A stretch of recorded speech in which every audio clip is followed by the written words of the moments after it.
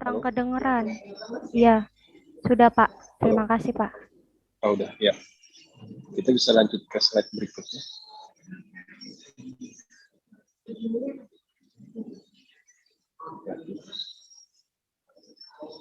Next, ya. Nah, jadi intinya data science itu adalah sebuah ilmu yang berusaha menggali pengetahuan dari data. Cara menggalinya bisa bermacam-macam, tapi untuk menggalinya kita butuh banyak ilmu lain. Dari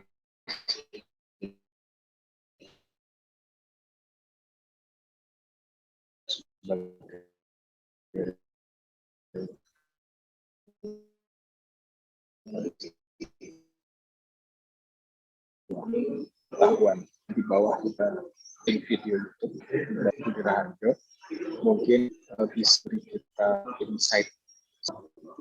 Panitia sudah menyiapkannya, bisa ditampilkan. Oke, kalau di sini ini ilustrasinya dari data ya sekedar data saja sampai kita bisa punya pengetahuan dari situ, meskipun bentuk pengetahuannya bisa macam-macam.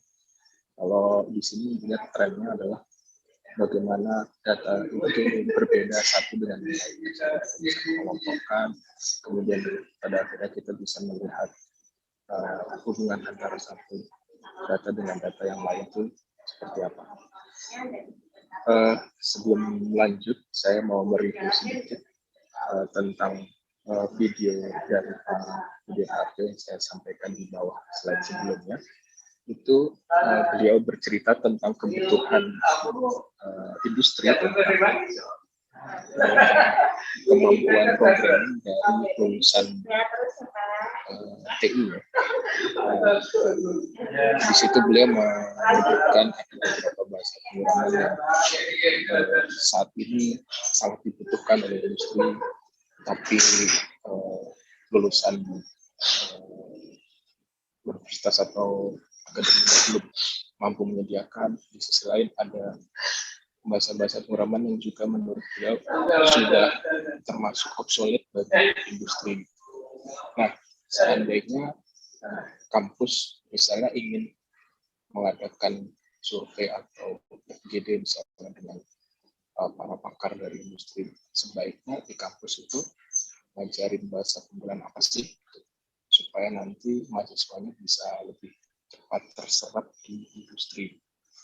Nah, dari video itu sebenarnya kita bisa olah sedemikian rupa sehingga kita bisa dapat sentimennya dari pakar itu. Nah, itulah bentuk dari pengetahuan. Jadi data yang berupa angka, teks, gambar, video itu bisa kita olah sedemikian rupa sehingga jadi sebuah pengetahuan. Dalam konteks ini pengetahuannya adalah yang sedang dibutuhkan industri saat ini, bahasa pemrograman apa sih, sehingga kampus bisa mengajarkan yang sesuai dengan kebutuhan industri. Nah, itu adalah bentuk pengetahuan. Nanti cara mengolahnya ya bisa macam-macam kan. Tentu kita tahu dulu pakarnya siapa, kita harus cari videonya yang mana, kemudian kita harus potong-potong atau ubah suara menjadi teks misalnya, sehingga kita bisa dapatkan bahasa pemrograman yang sedang disampaikan itu sentimennya positif atau negatif misalnya. Nah, jadi kira-kira seperti itu contoh dari data science. Nah, ini adalah keterkaitan antara data science dengan keilmuan yang lain.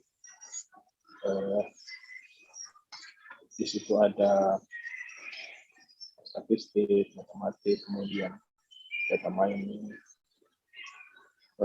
Mungkin sudah banyak yang paham ya data mining itu apa. Secara umum sih sama dengan data science. Kita mengubah data menjadi pengetahuan. Jadi biasanya data mining itu bermain di data-data yang terstruktur. Nah, sementara tadi contoh dari videonya Pak Budi, kalau kita kaitkan dengan kasus kebutuhan kampus untuk menentukan bahas apa yang paling tepat untuk diajarkan saat ini, mungkin itu disebut data science karena sumber datanya tidak terstruktur. Kalau terstruktur kan biasanya dalam bentuk database, database relasi atau bentuk terstruktur yang lain. Jadi ini kaitannya dengan keilmuan yang lain. Data science memang gabungan dari beberapa keilmuan yang lain. Oke, masuk ke jalur karir. Kalau meniti karir biasanya kita mulai dari mengetahui target kita mau bekerja di mana, membuat ikut dengan perusahaan atau kita membuat perusahaan sendiri. Karena dengan tahu karakteristik dari tempat kerja yang akan kita tuju, kita bisa lebih mempersiapkan diri.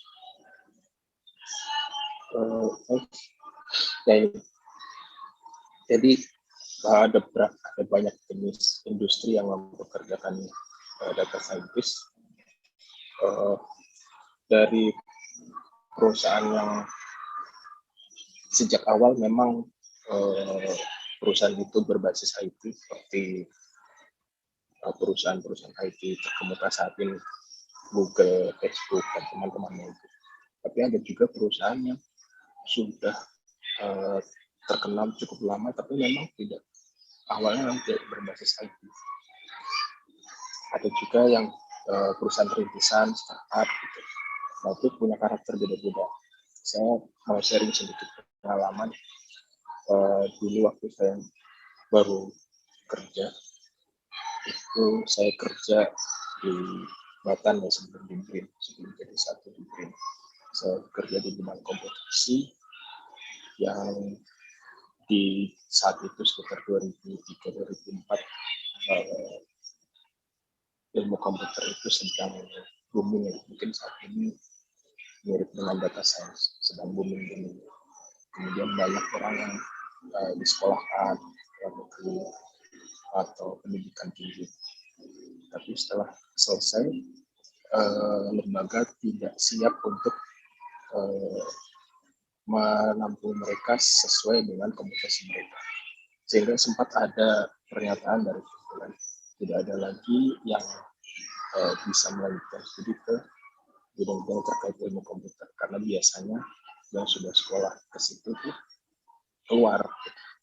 Nah, padahal mereka harusnya mencari tahu kenapa orang ini setelah dikuliahkan keluar.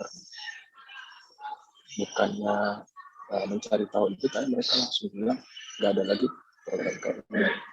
Mereka boleh sekolah tapi tidak di ilmu komputer. Itu kan sebuah kesalahan sebenarnya. Padahal kalau mereka bisa korek lebih lanjut, kenapa orang ini nggak betah dalam sebuah pekerjaan, padahal dia punya potensi, tapi kan merugikan institusi ya, karena dia udah mendidik sekian lama, udah investasi banyak, tapi setelah selesai tidak dimanfaatkan dengan baik. Dan harusnya itu bisa jadi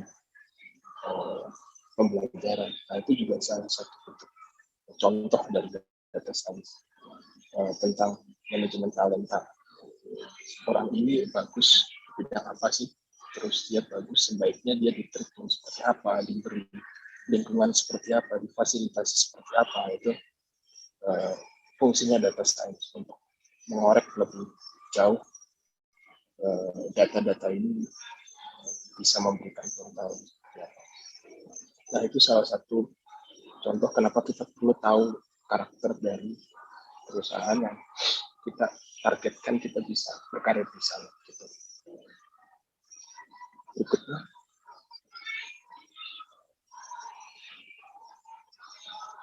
Nah, setelah kita tahu, kita bercita-cita membangun karir di mana, kita perlu membangun skill. skill tentang data science itu bisa kita dapat dari berbagai sumber. Secara umum kita bisa ikuti pendidikan formal dari program yang terkait dengan data science, ya. Ada ilmu komputer, ada statistik, matematik, mungkin elektro juga, atau sebenarnya banyak kasus ya. Seperti tadi saya contohkan, gimana sih kita bisa melihat seseorang itu berbakat di mana, harus ditreatment seperti apa, harus difasilitasi seperti apa. Biasanya kan itu masuk ke manajemen, dan itu juga diperlukan dalam data science. Jadi kita perlu tahu data yang ada seperti apa, pengetahuan yang mungkin bisa diambil seperti apa, mengolahnya itu biasanya dengan ilmuwan yang terkait dengan komputer. Tapi ujung depan, ujung belakang biasanya tergantung kasus. Bisa mengikuti bootcamp, kemudian melakukan proyek pribadi ya. Kita membuat atau mengolah data yang biasanya sudah ada di terbuka publik. Yang umum mungkin teman-teman sini udah tahu, ada Kaggle, UCI Machine Learning, mungkin data-data dari BPS, seperti misalnya tren masyarakat bepergian ketika liburan, misalnya dia trennya kebanyakan menggunakan moda transportasi apa, kemudian kebanyakan ke tempat wisata seperti apa, gitu. Kemudian waktu-waktunya kapan, dan seterusnya itu biasanya BPS punya, dan kita bisa coba analisis. Jadi kita perlu tahu dulu kasusnya apa, dan pengetahuan yang mungkin ada di dalam data itu seperti apa. Kemudian kita juga bisa mendapatkan skill dari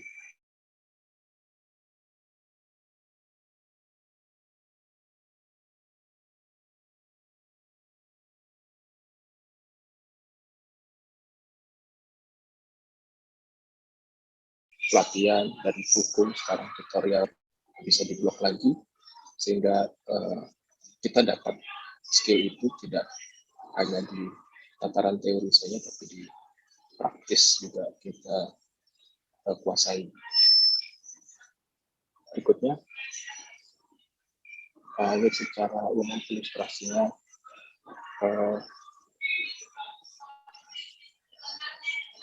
mendapatkan skill, salah satunya dengan bergabung ke komunitas.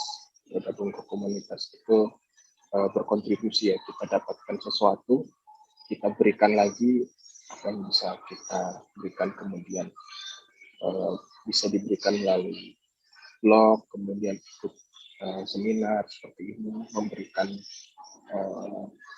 paparan seperti yang saya sedang lakukan, kemudian berkontribusi ke open source. Mungkin teman-teman sudah pernah, ada yang sudah pernah dengar seperti library di bawah pemrograman Python itu, library-nya banyak sekali yang juga open source ya, jadi terbuka, siapa aja bisa pakai. Saya sharing di sini juga saya jadikan contoh ya. Ini bentuk dari membangun atau mendapatkan skill dan membangun kompetensi. Berikutnya, nah, bergabung dengan komunitas ini kita punya kesempatan membangun jaringan, mendapatkan kesempatan terlibat dalam proyek-proyek terkait.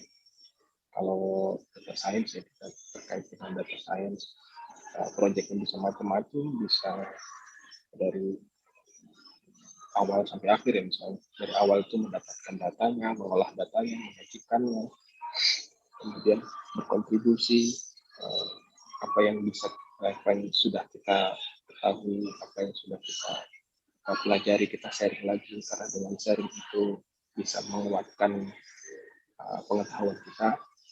Dan yang terakhir, membangun portofolio, karena dengan apa dengan berkontribusi tadi kita bisa lebih dikenal sehingga orang bisa mengasosiasikan sebuah nama itu dengan pakar tertentu. Misalnya teman-teman yang di IT pasti udah kenal nama-nama seperti Budi Raharjo, Onowe Purbo, kemudian Made Wiryana, kemudian ya, banyak ya yang terkait tokoh di IT. Jadi dengan ikut komunitas kita bisa bangun portofolio supaya bisa lebih dikenal, dan sekarang kan medianya banyak sekali, bisa blog, bisa YouTube, bisa macam-macam lah untuk membuat kita bisa lebih dikenal.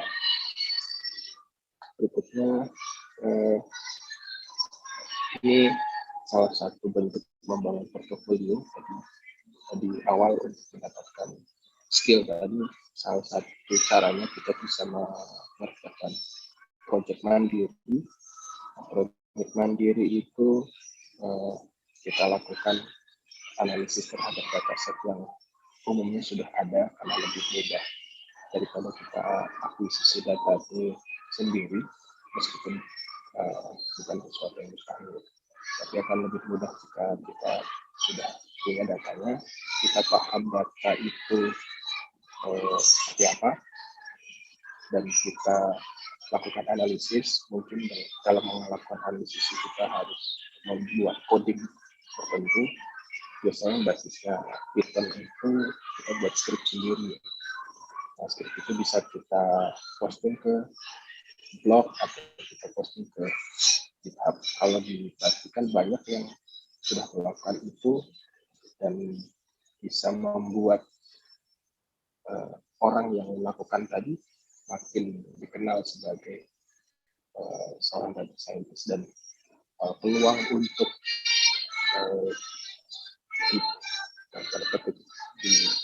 dipekerjakan di level awal atau karirnya semakin tinggi, semakin besar peluangnya. Berikutnya,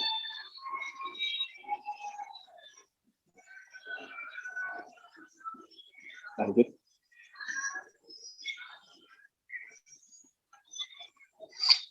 Jadi membangun portofolio itu tidak harus yang bagus ya.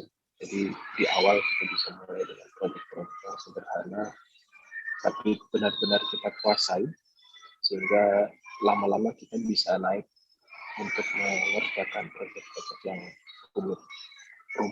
Kerumitan itu bisa berasal dari datanya besar, datanya tidak terstruktur, sampai pengetahuan yang mau kita ambil dari data itu apa, itu membuat sebuah proyek makin kompleks. Dan dengan memulai dari proyek-proyek yang sederhana, kita bisa makin paham. Umumnya kalau terkait dengan tadi saya belum singkat nih, salah satu tools yang biasa digunakan dalam data science itu sebenarnya statistik. Jadi kalau sederhana, statistik itu kita bisa lihat tren data yang minimum seperti apa, data yang maksimum seperti apa. Dari situ mungkin kita bisa lihat ada anomali yang terjadi karena umumnya atau selama beberapa waktu itu sebuah parameter terukur dari nilai maksimum ke nilai minimum. Tapi kalau tiba-tiba dia terukur di luar dari rentang itu, berarti ada anomali terjadi. Anomali ini kenapa? Karena itu bisa sangat tergantung dengan kondisi fisiknya. Misalnya kita punya fasilitas website atau website kampus lah gitu.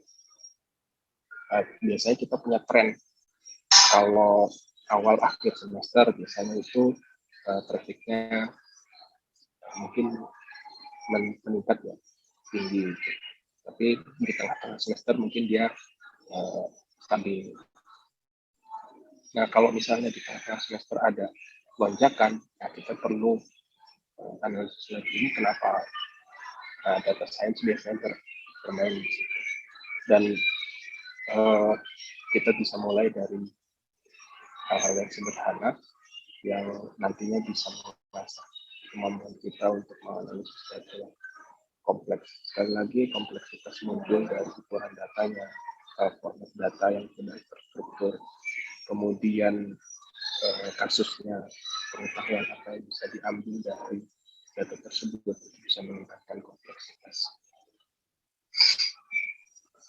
Kemudian untuk pekerjaan terkait data scientist sendiri, ada yang data analis, ada yang product analis, ada yang machine learning engineer, scientist. Ini adalah jenis pekerjaan terkait data science. Biasanya ini meningkat dari kiri ke kanan.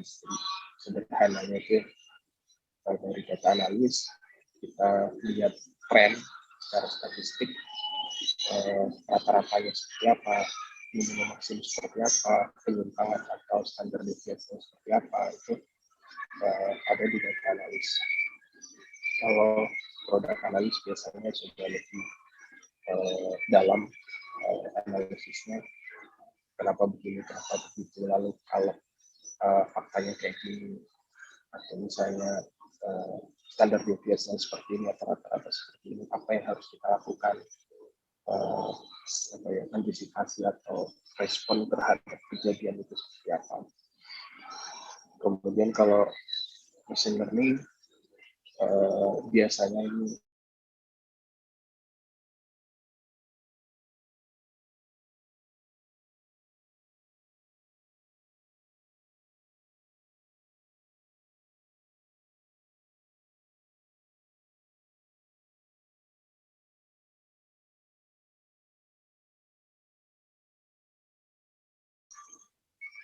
klasifikasi, clustering, sama asosiasi.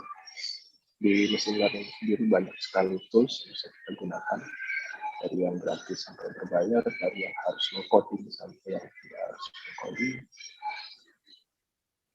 Tapi lebih yang perlu ditekankan adalah pengetahuan tentang data bisnisnya, data ini, kemungkinan pengetahuan yang bisa diambil seperti apa. Kemudian kalau di scientist biasanya terkait dengan penelitian yang tidak terlalu terkait dengan teknis, kadang-kadang itu belum terimplementasi ke industri, dan kita bermain di situ supaya bisa jadi itu ada peluang untuk membangun industri terkait bidang itu. Biasanya agak ke hulu.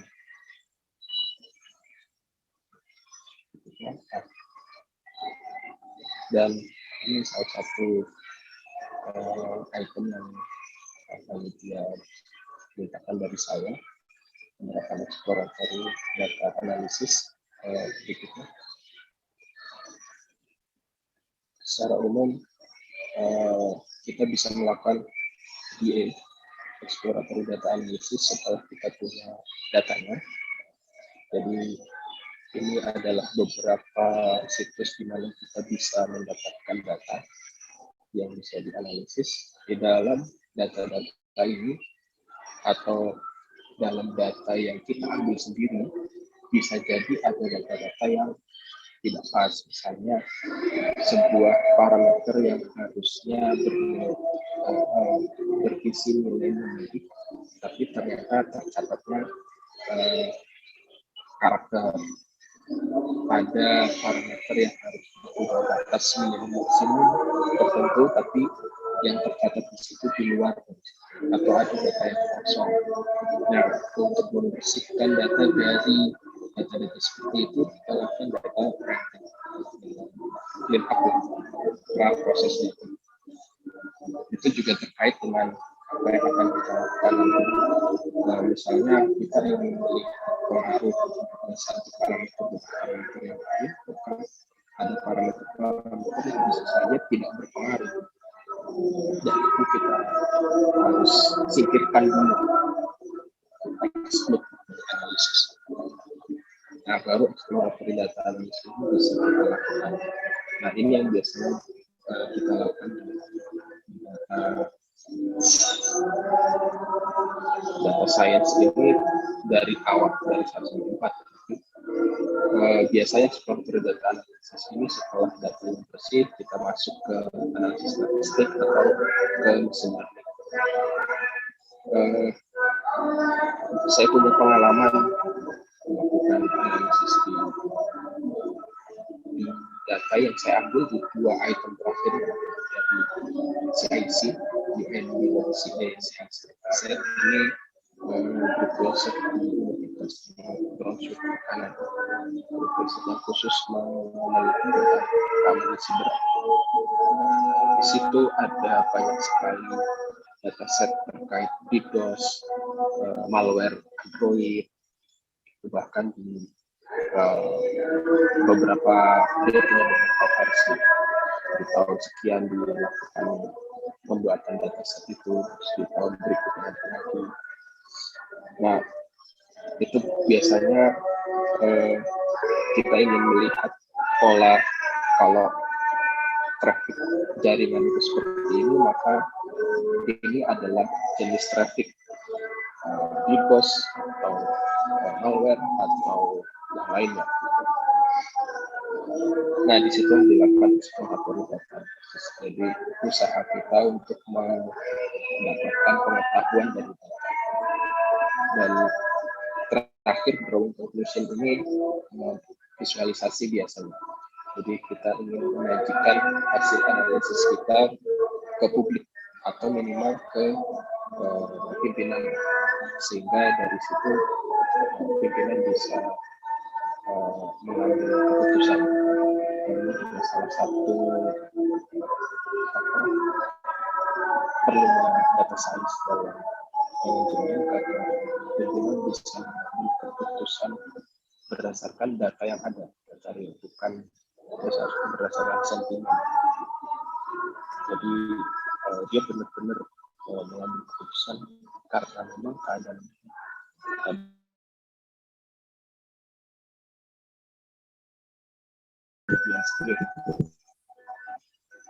berikutnya. Di sini alur kerjanya, jadi secara diagram apa yang tadi dijelaskan itu tergambar di blok diagram ini.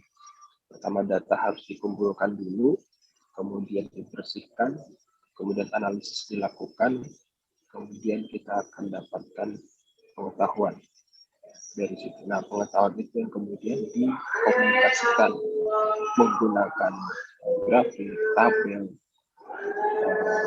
dan tools lain yang biasanya dikemas dalam dashboard, yang itu nanti akan jadi bahan pertimbangan bagi pimpinan untuk mengambil keputusan.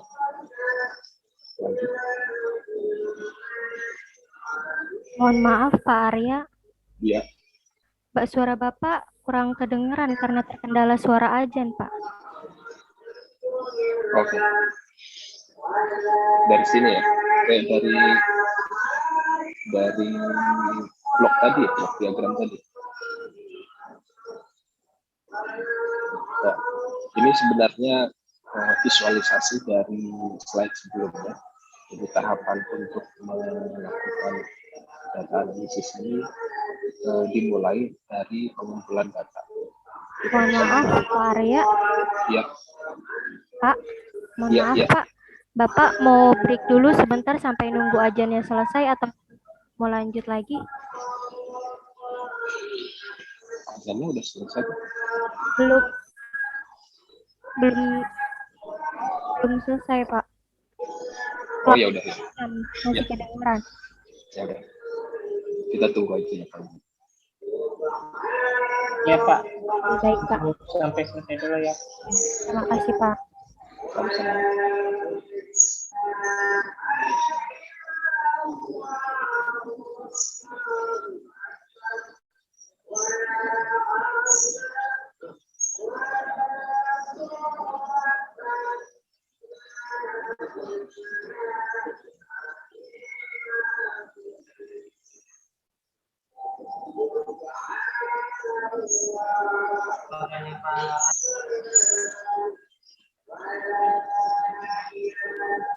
Mohon maaf Pak Arya, jika suara yang dari masjid itu sudah selesai, Pak Arya langsung aja ya, mulai.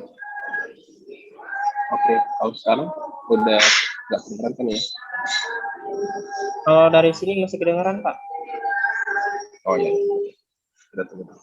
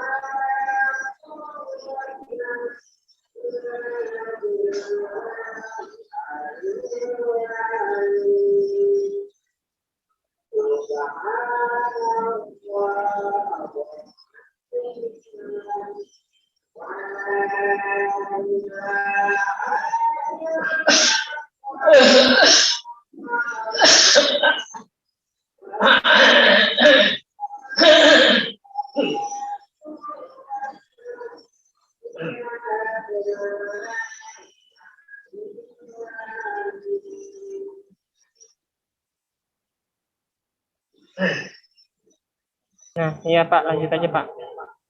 Oke. Mulai lagi.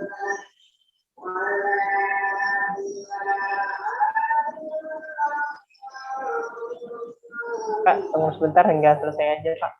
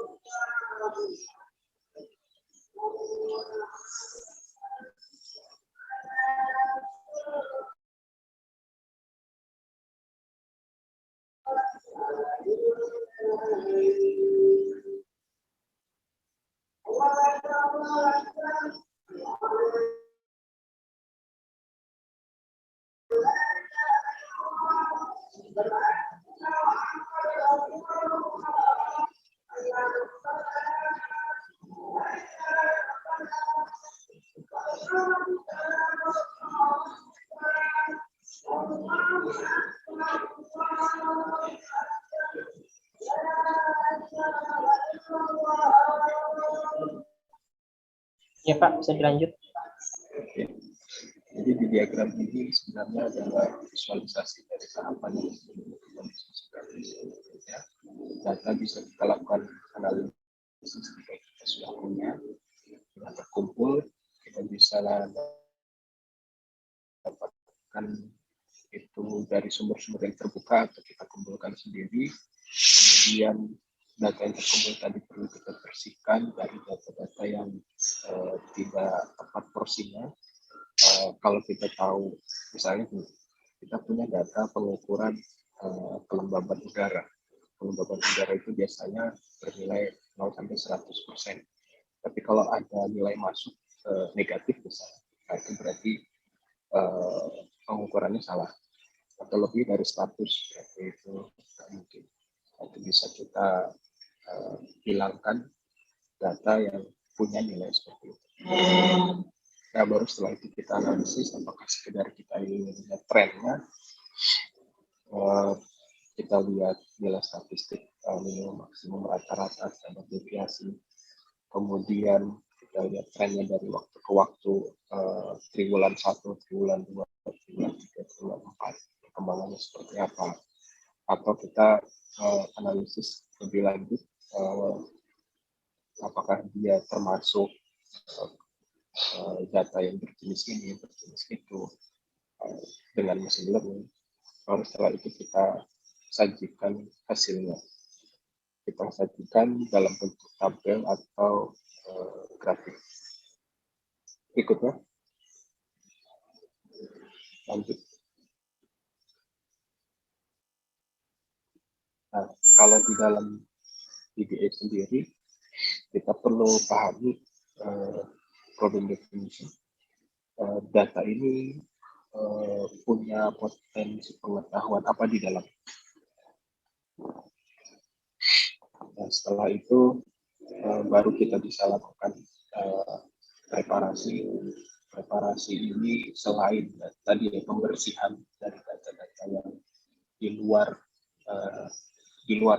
batasnya, kita juga bisa preparasi dengan cara memilih data yang memang dibutuhkan. Saya beri contoh, misalnya kita punya data traffic jaringan yang normal dan yang tidak normal. Biasanya yang tidak normal itu jumlahnya sedikit. Begitu juga misalnya ada yang melakukan analisis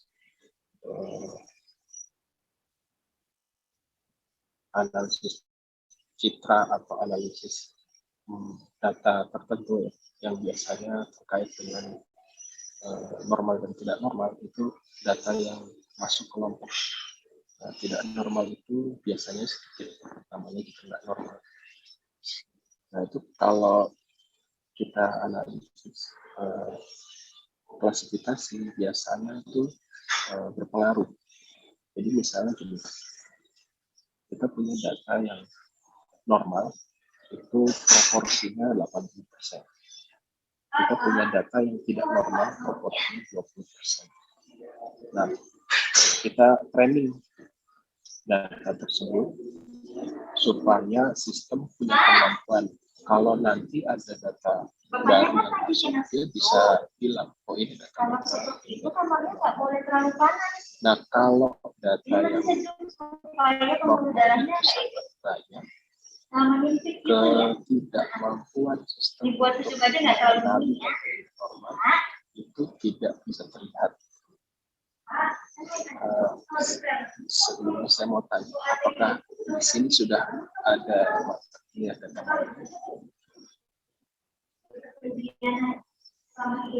Maaf Pak, kurang terdengar. Sudah dapat mata kuliah data mining? Belum Pak. Oh, oke. Kalau belum, saya ganti saja contohnya. Kita ingin melihat tren hubungan antara satu parameter dengan parameter lain. Misalnya kalau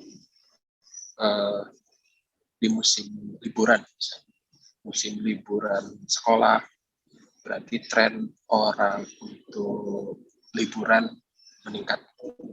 Biasanya kan begitu. Nah, berarti tren orang untuk liburan itu dipengaruhi oleh waktu libur sekolah. Tapi bisa juga tren itu muncul ketika ada long weekend misalnya. Nah, berarti kalau kita ingin melihat hubungan atau melihat tren orang liburan, maka yang perlu kita perhatikan adalah timingnya. Ada event apa di hari-hari itu? Event liburan sekolah kah? Event long weekend kah? Event hari besar nasional atau hari besar agama kah? Yang orang jadi punya banyak waktu dalam sepekan itu misalnya untuk berlibur. Ya, dan kita tidak perlu melihat data yang lain karena tidak punya pengaruhnya terhadap kejadian itu. Atau misalnya kita ingin lihat tren sebuah profesi tertentu, misalnya dia cocok untuk pria atau wanita sih gitu. Nah, ada beberapa profesi yang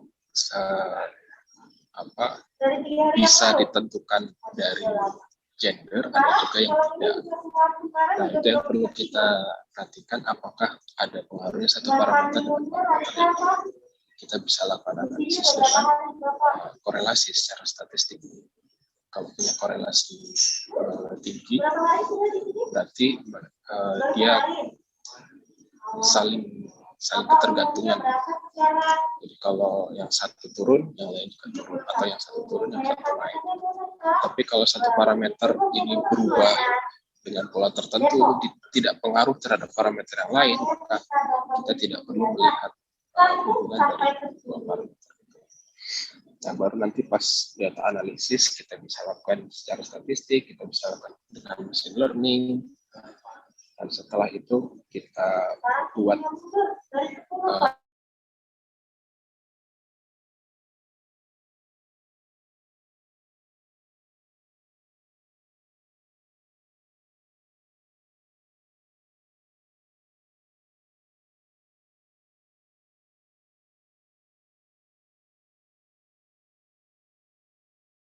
saat saya ambil S2 itu pengalaman saya melakukan apa yang disebut dengan data science pada analisis pikiran. Jadi kira-kira ini seperti Google Scholar. Ada yang pernah tahu Google Scholar?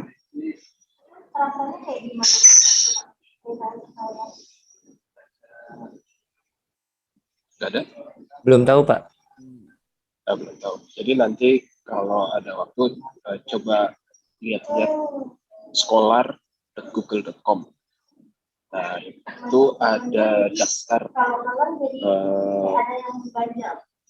artikel dari setiap orang. Jadi setiap orang itu pernah melakukan publikasi atau pernah melakukan penelitian tentang apa, kemudian hasil penelitian itu dijadikan referensi bagi penelitian lain itu berapa kali. Nah, itu ada di Google Scholar. Nah, ini yang berikutnya. Jadi ini secara statistik saya melihat tren traffic jaringan. Dia normalnya maksudnya normal itu batas minimum maksimumnya ada di mana. Itu kita coba cari tahu per rentang waktu tertentu, apakah harian, pekanan, bulanan, triwulanan, dan seterusnya. Nanti kalau ada traffic yang kejadiannya di luar normal, nah itu perlu kita waspadai, atau ada semacam alarm lah yang perlu dimunculkan. Jadi secara umum seperti itu. Kemudian terakhir saya juga menganalisis log IDS, log firewall. Saya analisis kejadian jenis-jenis serangan DOS misalnya, atau malware misalnya, dari mana ke mana, kemudian kejadiannya per rentang waktu tertentu kapan, itu kemudian saya tabulasi dan akan jadi pertimbang bagi pengelola jaringan untuk melakukan aktivitas. Jadi secara umum apa yang saya lakukan di kantor terkait sains data itu lebih banyak ke sini, tidak karena memang terkait kebutuhan, terkait pekerjaan. Jadi saya lebih banyak melakukannya di sini, di keamanan siber. Mungkin itu saja yang bisa saya sampaikan. Kalau ada pertanyaan silahkan.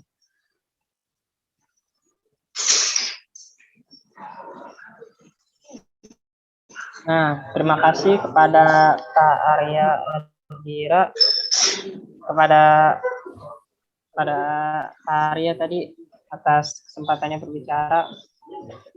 Cukup menarik ya, Pak. Dan teman-teman tolong siapin pertanyaan ya buat materi 2 ini. Dan sekarang kita udah masuk ke sesi tanya jawab. Sesi tanya jawab udah dibuka, dan sesuai tadi yang saya bilang, yang pertama aturannya sesi pertama ini bukan minimal sih, maksimal 3 pertanyaan. Itu bisa kasih ke materi 1 atau ke materi 2. Dan jika memungkinkan ada pertanyaan lain akan dibuka oleh sesi kedua. Oke, ini udah masuk di chat.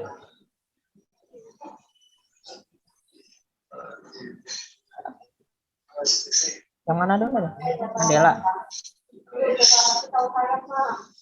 Oke, pertama dari Bella Octavia. Saya sering mendengar istilah supervised dan unsupervised learning dalam data science. Istilah itu maksudnya apa dan bagaimana ya? Terima kasih dan mohon penjelasannya. Kepada pemateri 1 Bu Nur atau pemateri 2 Pak Arya bisa ditanggapi. Saya akan untuk menjawab ini ya Pak. Saya akan ketika menjalankan gunakan nanti Bapak sebut satuan. Saya dulu ya. Bu Nur belum. Mungkin Pak Arya dulu. Ya. Jadi yang disebut supervise itu yang tadi saya sampaikan sebagai klasifikasi. Supervise itu adalah analisis data yang kita sudah tahu data ini termasuk kelompok apa. Jadi misalnya saya ingin membangun sistem keamanan fisik secara visual. Lalu kita olah data sedemikian rupa sehingga kita tahu misalnya orang kalau berpakaian kasarannya berpakaian seperti anak pang, misalnya ini mohon maaf kalau saya ada berpakaian seperti anak pang lalu tidak rapi segala macam, jangan-jangan ini membahayakan gitu. Kemudian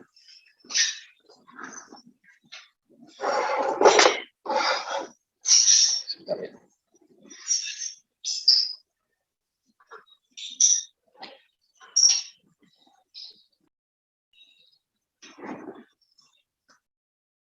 Iya, kepada Bu Nur Navia, apa ada tanggapan dari pertanyaan Bella Octavia? Ya, baik. Makasih ya. Tadi sudah saya set terkait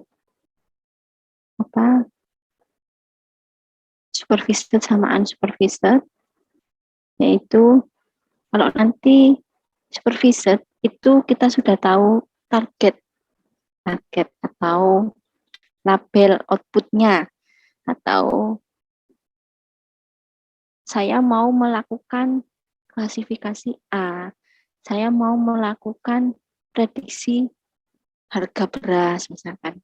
Jadi nanti kalau sudah tahu targetnya atau label outputnya, maka silakan gunakan metode yang masuk dalam supervised learning.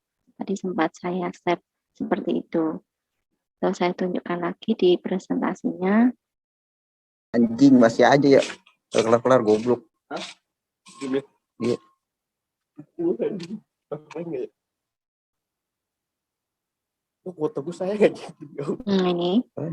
Jadi kalau sudah tahu label atau targetnya, ya berarti kita menggunakan metode yang supervised learning. Contoh kalau di saya, yaitu ini, ada KNN, ada bias, ada regresi linier, ada regresi logistik. Baik dipakai untuk kelas yang dalam bentuk label atau target yang dalam bentuk label, ataupun kelas yang dalam bentuk angka kontinu. Biasanya untuk estimasi atau regresi, seperti itu. Nah, sedangkan yang unsupervised itu fokusnya kita nggak tahu nih apa. Saya mau melakukan apa nggak tahu. Jadi saya nggak tahu target. Di sini target itu berarti label atau kelasnya atau variabel output. Kalau tadi contoh yang misalkan ini, saya punya data. Misal saya mau melakukan, kira-kira orang ini nanti jadi beli atau tidak, berarti tahu kan, oh beli, oh tidak, ini kan tahu labelnya. Kriterianya kalau label beli itu kayak gini, oh berdasarkan variabel code kan, negaranya, usianya, gajinya. Sedangkan oh, orang yang tidak beli ini kriterianya bla bla bla. Nah, itu kan bisa gunakan metode yang supervised. Nah, sedangkan misal kayak gini, ini contoh tadi saya punya data lagi, misal ini.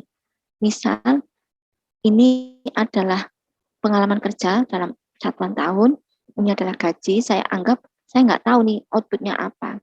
Intinya gaji juga nggak saya sebagai Y-nya enggak, misalkan seperti itu, berarti udah kita gunakan yang unsupervised. Jadi unsupervised itu fokusnya kita nggak tahu targetnya atau kita nggak tahu apa output yang kita hasilkan.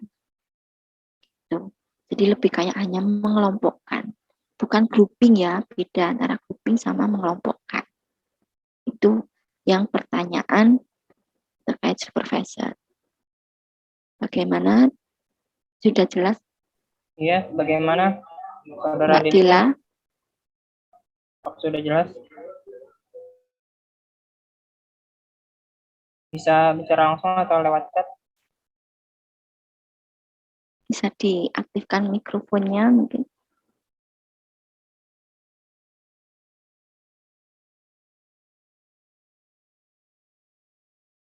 Dilanjut Pak Arya dulu yang pertanyaan lainnya, saya yang pertanyaan lainnya nanti aja setelah Pak Arya. Tadi ada pertanyaan lain dari Muhammad kepada Pak Arya, bagaimana penerapan data science dalam bidang cyber security? Pada Pak Arya, mohon penjelasannya. Oke, terima kasih. Jadi sama seperti bidang-bidang yang lain, di keamanan siber itu kita ingin membuat sistem yang mampu mengidentifikasi apakah traffic yang sedang masuk ke jaringan kita adalah traffic yang berbahaya atau tidak. Kalau berbahaya, jenis bahayanya apa? Supaya kita bisa segera antisipasi, jangan sampai dia berlama-lama di situ dan akhirnya dia tahu rahasia yang ada di perusahaan. Jadi secara umum seperti itu. Tadi Bu Nur sudah sampaikan juga, analisisnya bisa dalam bentuk apakah orang ini bakal jadi beli produk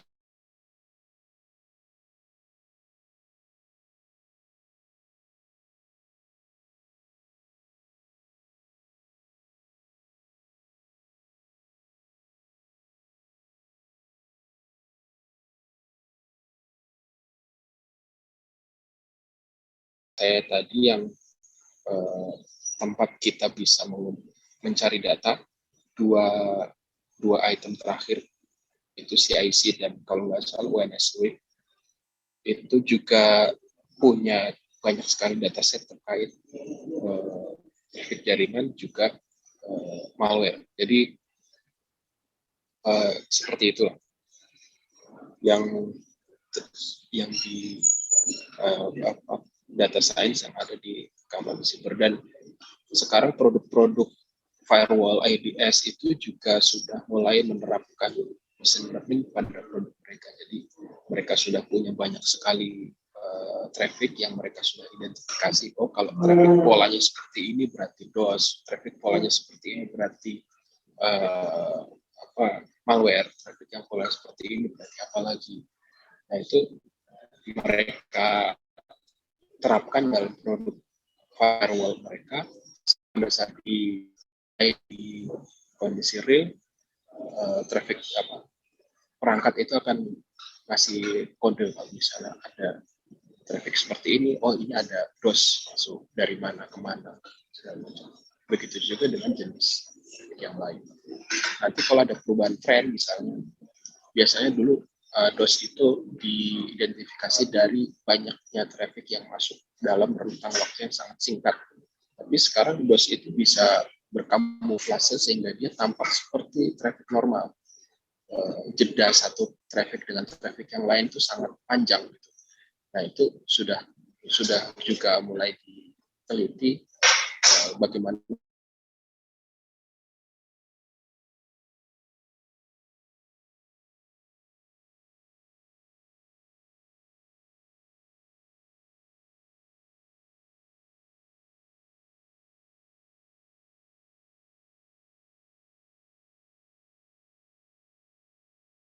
Ya Pak, kan soalnya sekarang malware virus itu makin canggih dengan ada AI-nya itu sendiri.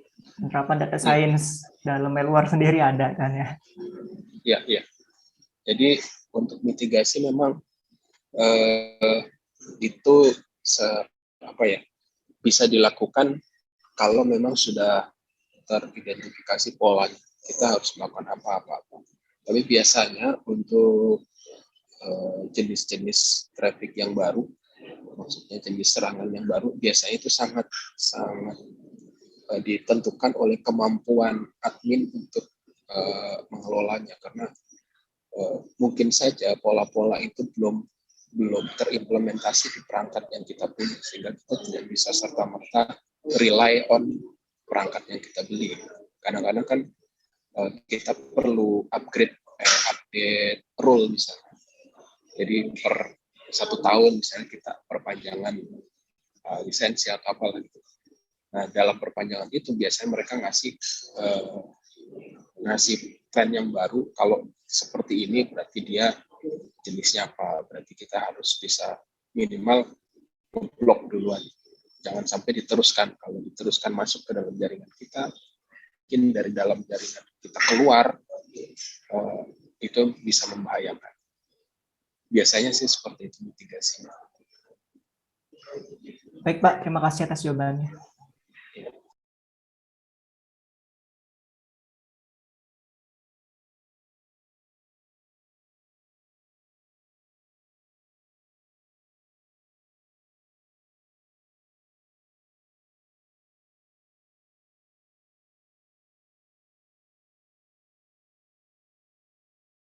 Rafia, tolong dijawab. Untuk perkembangan metodenya insya Allah terus berkembang, karena orang akademik itu selalu melakukan penelitian, dan penelitiannya itu pastinya untuk mencari suatu kayak istilahnya apa ya, metode kan intinya tujuannya itu untuk menghasilkan, oh ini loh cara yang lebih cepat, oh ini loh hasil akurasinya yang lebih baik, itu tujuannya. Jadi terus berkembang. Contoh misalkan kalau terkait apa yang decision tree. Nah, decision tree pertama kali yang di apa ya, yang diusulkan itu pertama kali adalah ide 3. Nah, oh ternyata ide 3 itu ada kekurangannya. Oh, dari kekurangan itulah yang dipakai oleh peneliti ya. Biasanya kalau orang penelitian itu pasti melakukan uji coba beberapa kali, terus dianalisa, oh dilakukan improve, lebih tepatnya itu melakukan improve, oh biar akurasinya lebih baik atau mungkin lebih cepat waktunya, dan akhirnya muncul oh ada perkembangan yaitu C4.5. Ada lagi oh dikembangkan lagi, oh ini ternyata kalau menggunakan SVM itu ternyata kalau datanya semakin besar itu waktu yang dibutuhkan untuk melakukan pengenalan pola itu cukup memakan waktu yang lama. Nah, contoh yang tadi terkait apa penipuan, transaksi penipuan, di situ datanya saya bilang tadi sekitar 1 juta lebih ya, hampir 1.500.000-an. Itu akhirnya waktu saya gunakan metode SVM itu hampir 1 jam, satu hari. Nah, akhirnya itu kan tidak efektif ya. Oh, ternyata SVM itu kalau untuk data yang besar, dan itu saya uji coba dengan data yang 1.000 lebih dengan 500.000, itu ternyata beda waktu, beda ini.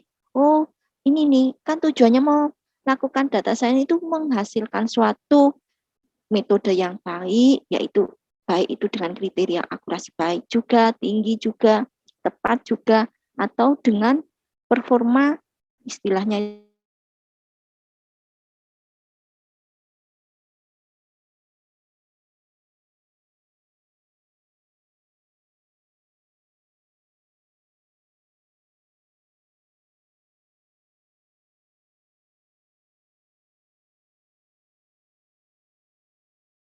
Terima kasih kepada Bu Nur Nafia atas jawabannya. Kemudian kita ke pertanyaan selanjutnya dari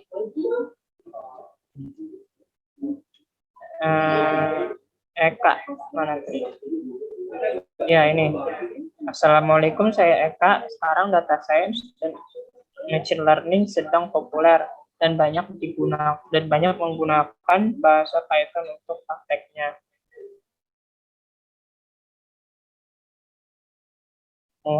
Mohon izin umumnya bagaimana cara komunikasi antara programmer data science dan programmer application X, contohnya web apps atau mobile apps atau desktop apps dan lain-lain di dunia industri atau di lapangan. Terima kasih kepada Bu Nadia. Tolong dijawab. Terima kasih. Nah, tadi tahapan dari machine learning itu kan kita membuat model. Nah, modelnya kalau sekiranya sudah dievaluasi itu bagus, misalkan, oh ini contoh tadi kalau saya masih di Python-nya,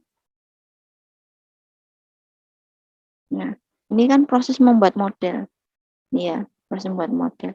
Nah, jika model yang kita dapatkan itu bagus, oh ini nih akurasinya ternyata 71.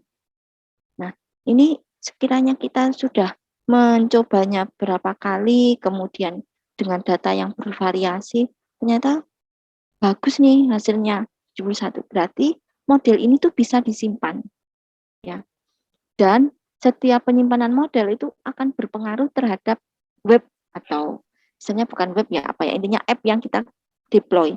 Kalau app yang kita deploy adalah web, ya, web itu bisa dalam bentuk yang di offline ataupun online, maka sama ya, tetap intinya itu berbasis web, berarti oh ini modelnya nanti saya simpan dalam bentuk, ya ini tergantung apa ya istilahnya itu, tergantung algoritma. Biasanya kalau algoritma yang skalen itu biasanya saya menggunakan Pickle, ya, Pickle.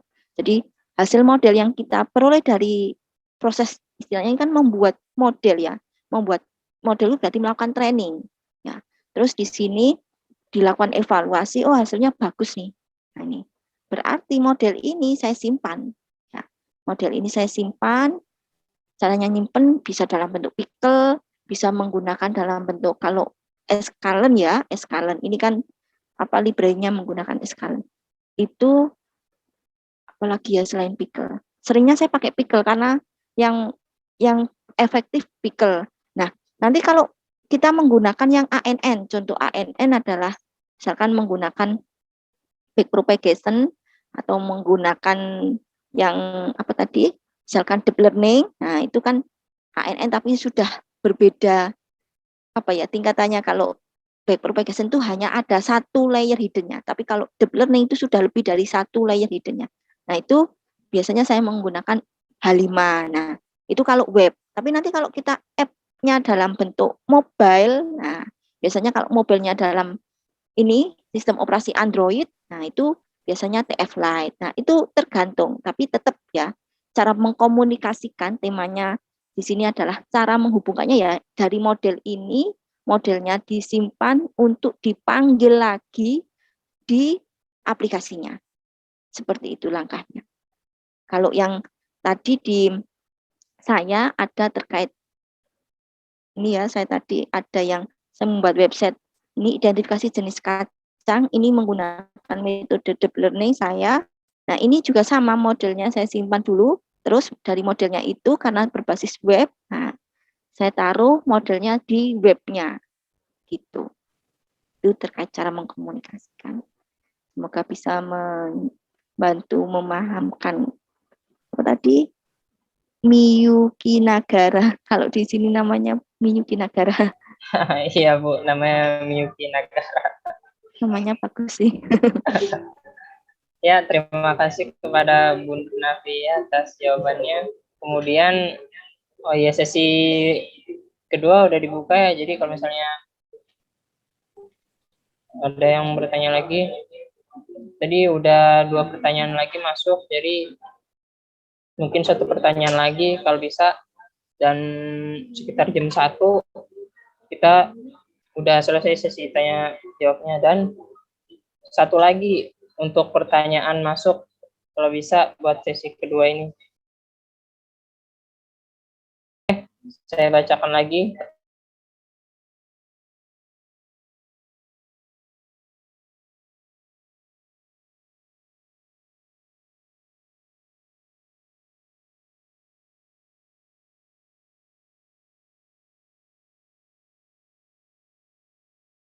Benar Nafia, tanggapannya.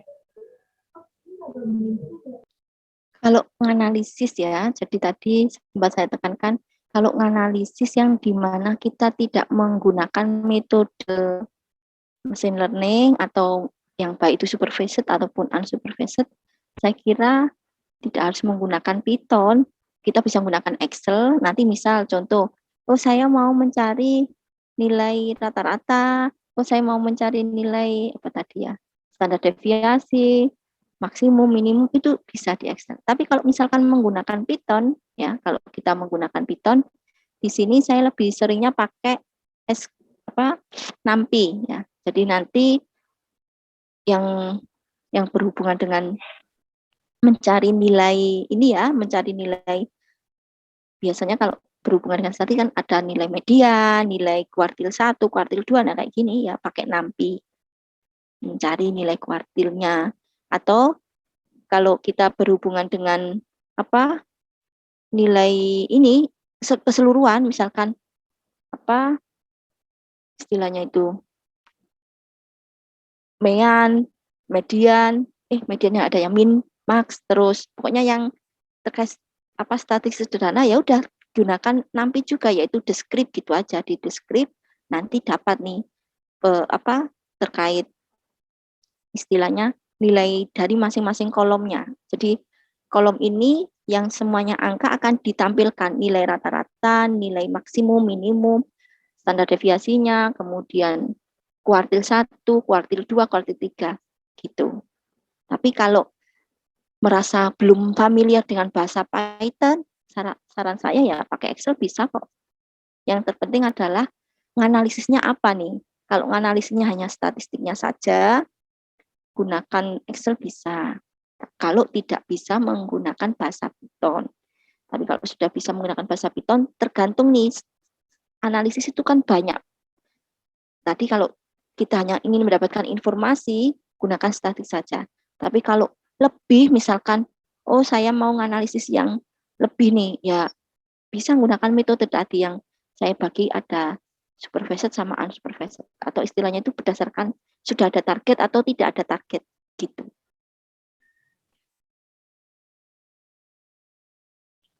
Mungkin itu yang bisa saya sampaikan, bisa dipahami atau enggak ya?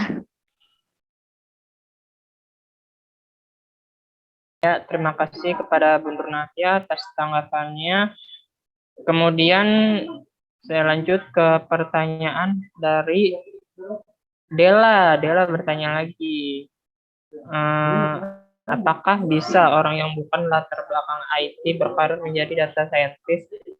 Lalu bagaimana penerapan data science dalam ilmu keuangan? Apakah bisa diterapkan? Jika bisa, biasanya penerapannya untuk apa? Terima kasih kepada Pak Arya Adiaksa. Mohon tanggapannya. Oke, terima kasih. Jadi kalau untuk bidang keuangan, ini yang sejauh yang saya tahu, biasanya terkait dengan transaksi, apakah transaksi ini transaksi penipuan atau transaksi normal. Biasanya bankir itu sudah punya polanya lah. Kalau normal begini, kalau yang tidak normal seperti ini.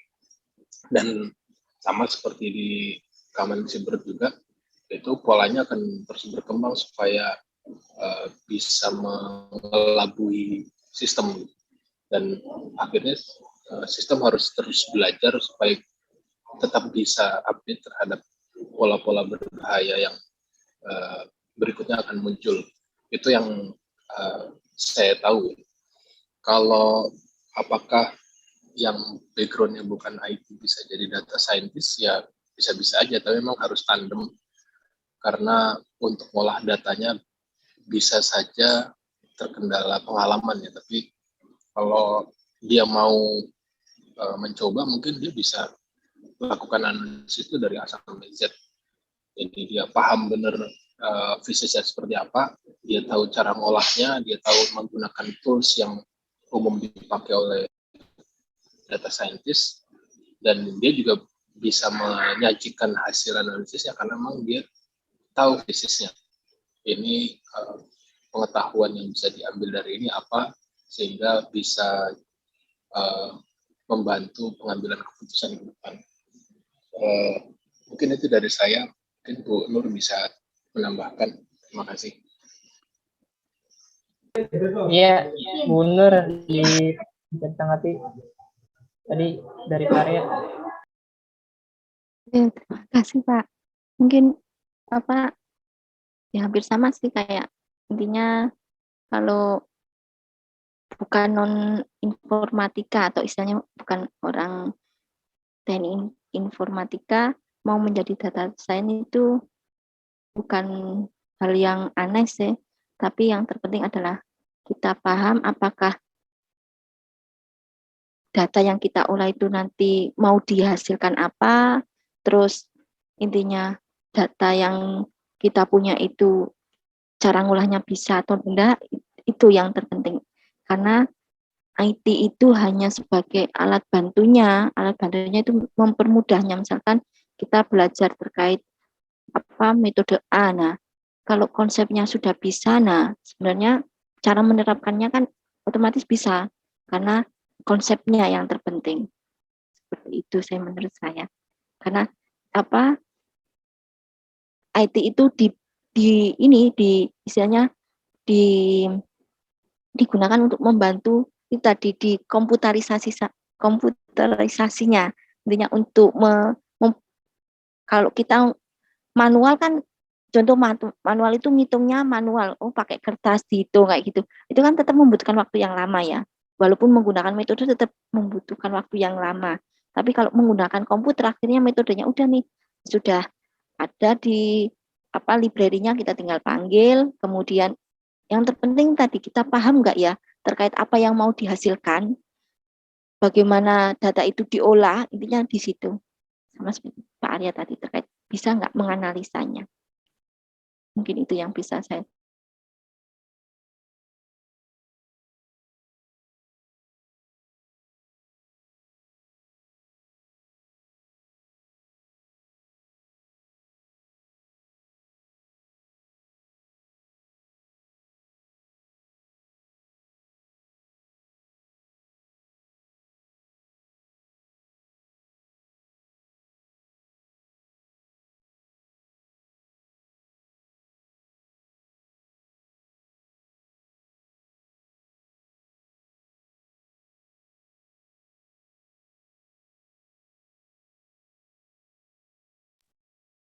Ya, langsung saya share.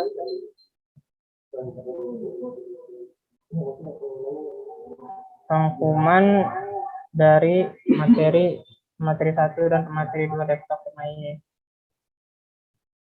Dari pengertian data itu merupakan sekumpulan informasi atau juga keterangan dari suatu hal yang melalui pengamatan juga pencarian sumber-sumber tertentu.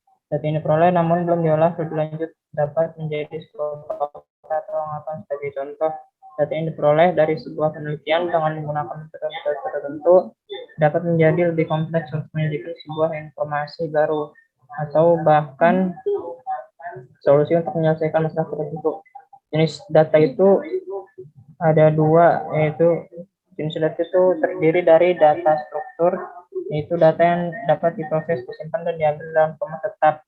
Jenis data ini disimpan dalam bentuk tabel, seperti yang ditunjukkan Natia tadi. Baris dan kolom yang normalnya disimpan dalam Excel atau spreadsheet, di mana informasi pada data sangat terorganisir dan dapat dengan mudah diakses dari database dengan algoritma mesin pencari sederhana. Kemudian jenis data unstruktur adalah data yang berbentuk tidak dikenal. Contohnya tadi seperti gambar yang harus disimpan dengan format khusus karena tidak memiliki struktur yang spesifik seperti jenis data struktur. Kalau data dari jenis data ini hanya dapat menghasilkan nilai setelah diproses dan dianalisa. Menyimpan data jenis ini pun memiliki kerumitan seperti memerlukan penggunaan sistem penyimpanan yang memadai seperti database NoSQL, MongoDB atau TouchDB. Kemudian dari big data adalah kumpulan data yang besar yang dapat dianalisis secara komputasi untuk mengungkapkan pola, tren, dan asosiasi, terutama yang berkaitan dengan perilaku interaksi manusia.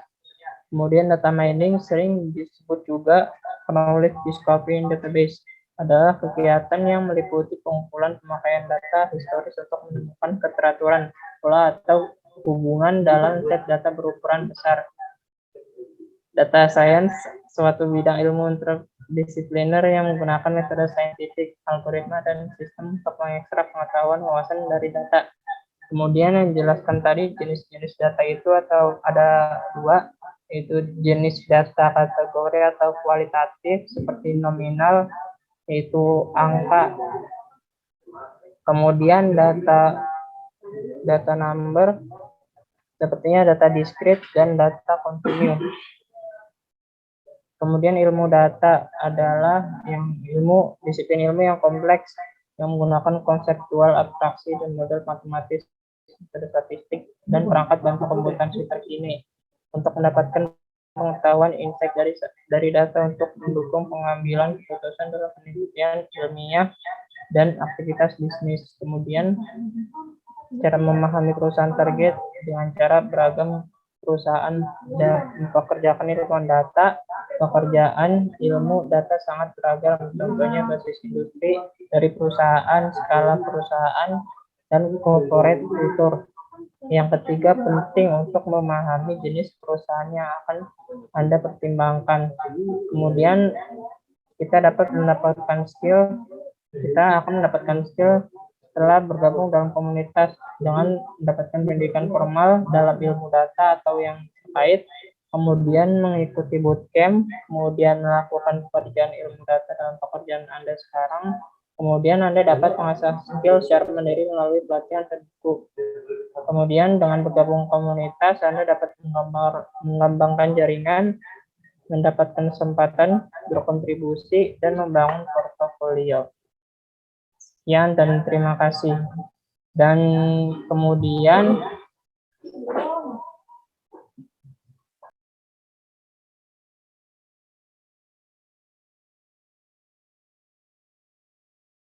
kemudian saya akan kembalikan kepada MC. Terima kasih.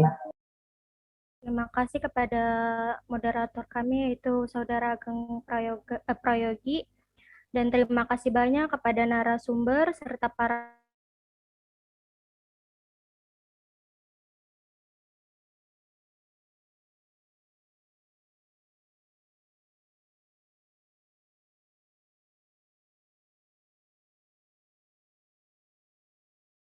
audiens yang telah menyimak acara seminar.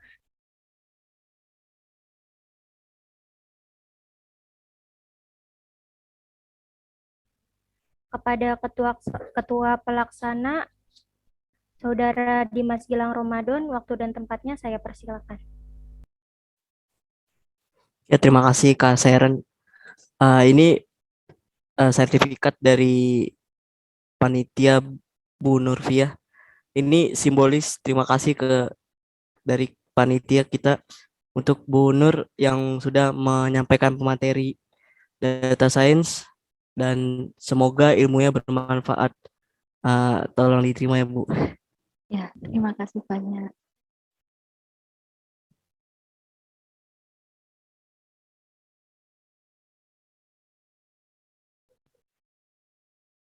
Dan ini sertifikat dari panitia juga untuk Pak Arya Adiaksa Waskita sebagai pemateri kedua tentang karir data science. Terima kasih Pak Arya. Semoga ilmunya bermanfaat untuk kita semua. Tolong diterima ya Pak. Terima kasih. Ya. Nah, baik, acara selanjutnya saya serahkan lagi ke MC.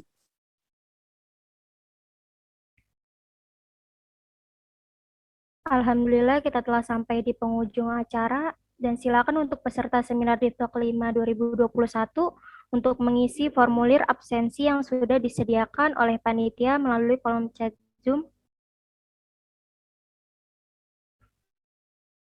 Mengingatkan kembali bahwasanya nama yang diisi pada di form ini nanti akan diisi pada sertifikat.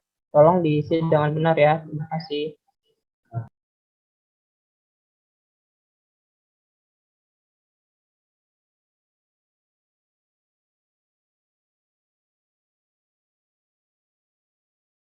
Boleh menambahkan sedikit, tadi yang sudah memberikan pertanyaan, mohon nanti panitia memberikan ini ya, apa kontak person mahasiswanya ke saya, biar nanti bisa saya jadwalkan untuk kelas privatnya. Nanti langsung ke empat-empatnya tadi, saya mencatatnya ada 4 mahasiswa atas nama Dila, Muhammad siapa tadi ya? Fakih, Bu. Terus siapa? Muhammad Fakih.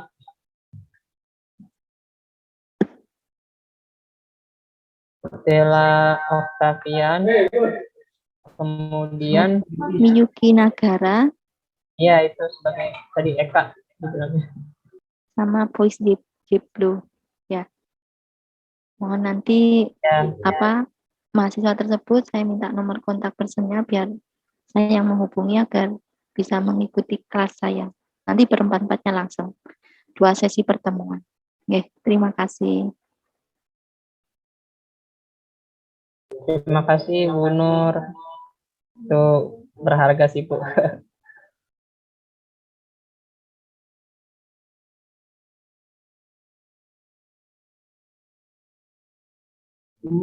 Sambil menunggu pengisian absensi, silakan dari semua peserta dan yang ada di sini untuk mengaktifkan kameranya. Kita akan menjalankan sesi foto bersama. Gimana nih teman-teman tanggapan materi ini?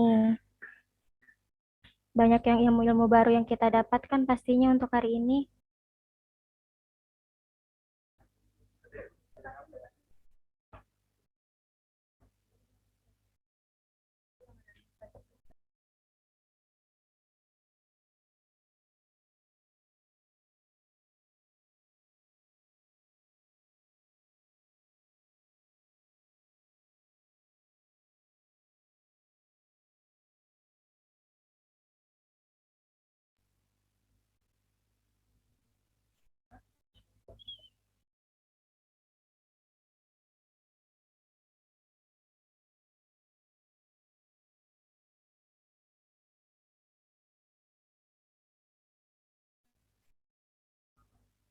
Selanjutnya, sebelum kita menutup acara ini, kita masuk ke agenda foto bersama.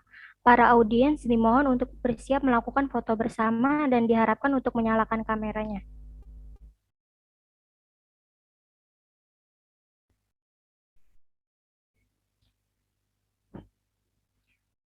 Bagi yang belum menyalakan kameranya, mohon dinyalakan, teman-teman.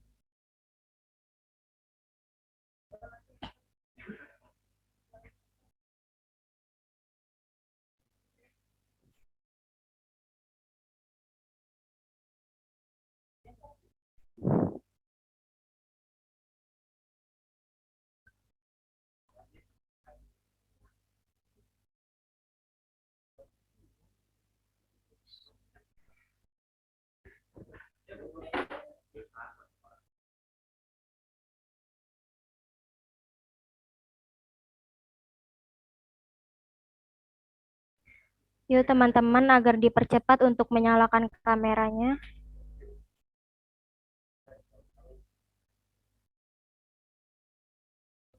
Siapa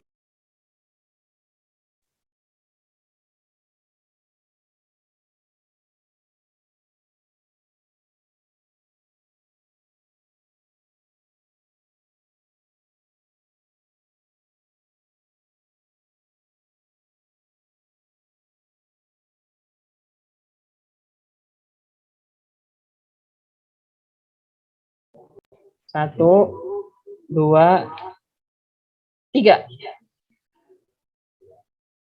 Ya, terima kasih pada slide pertama. Kemudian pada slide kedua, 1, 2, 3. Ya, selanjutnya slide ketiga. 1, 2, 3. Ya, selanjutnya slide keempat.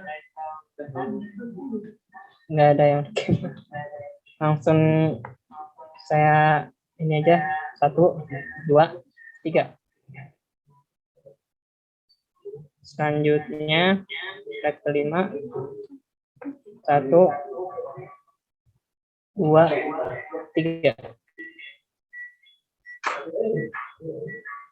Selanjutnya yang terakhir,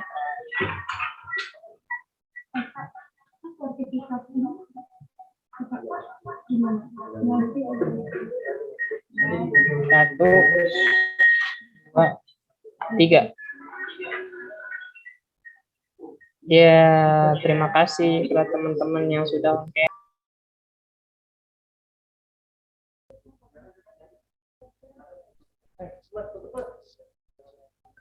Untuk sertifikat peserta nanti ada di grupnya ya. Mohon ditunggu. Alhamdulillah kita telah sampai di penghujung acara. Semoga banyak ilmu pengetahuan baru yang kalian dapat dan bisa kita aplikasikan dalam kehidupan sehari-hari. Saya Seren Safitri selaku pembawa acara pada hari ini dan mewakili semua panitia yang bertugas dalam acara ini menyampaikan mohon maaf apabila ada perbuatan atau perkataan yang disengaja ataupun yang tidak disengaja. Mohon dibukakan pintu maaf yang seluas-luasnya dan semoga apa yang telah disampaikan pada hari ini bermanfaat untuk kita semua. Jangan lupa tetap jaga kesehatan dan semangat beraktivitas. Semoga kita semua masih bisa bertemu dalam acara-acara berikutnya di lain kesempatan. Akhir kata saya ucapkan terima kasih. Wabillahi taufiq wal hidayah. Wassalamualaikum warahmatullahi wabarakatuh. Waalaikumsalam warahmatullahi wabarakatuh. Waalaikumsalam warahmatullahi wabarakatuh, Kak. Terima kasih banyak ya, saya izin live. Iya Ibu, Terima kasih, terima Ibu. kasih banyak Terima kasih, Ibu. Arya.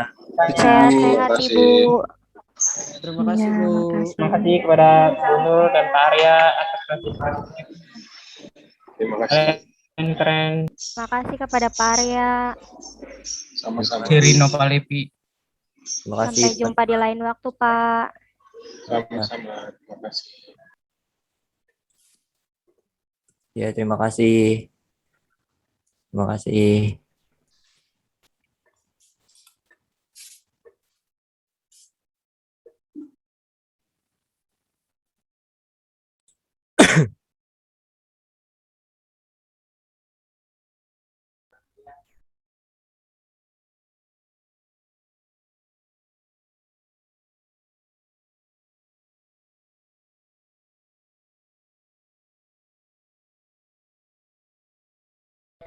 Untuk para peserta boleh meninggalkan room chat, room